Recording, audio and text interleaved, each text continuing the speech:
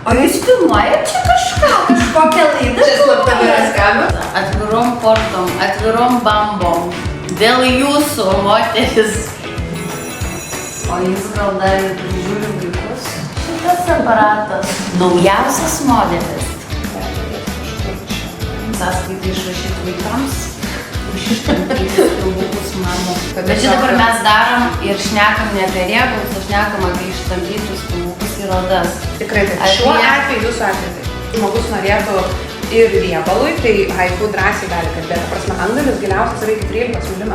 Numetus svorio, pasikeitus kažkokiam hormoniniam, galbūt disbalansui.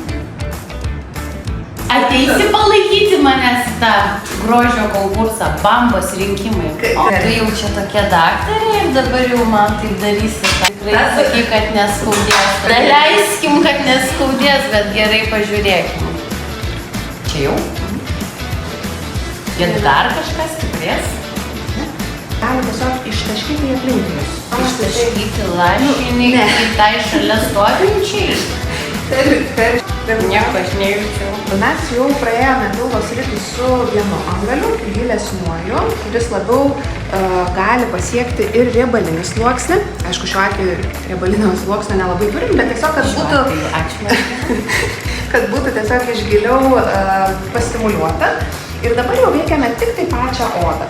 Odai mums haifu padeda sustimuliuoti kolageno sintezę. To pasiekoje ir gaunasi oda tvirtesnė, stangresnė, kas ir yra, tarkim, šiuo atveju trūksta elastingumo, trūksta tonuso, tai čia nekalbam apie kažkokį viršsvorį, apie riebalinį sluoksnį, apie celulitą, čia kalbam tiesiog apie patį grynai odos stangrinimą.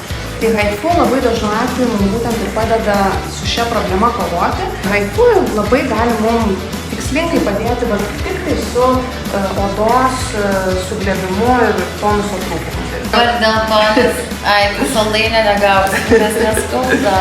Vienintelis minusas galėčiau žvelgti, nes po šios procedūros saldainę nesitikėkit, nes tikrai nieko nejaučiu, nieko neskauda. Su giliausiai odai mes sakome ate.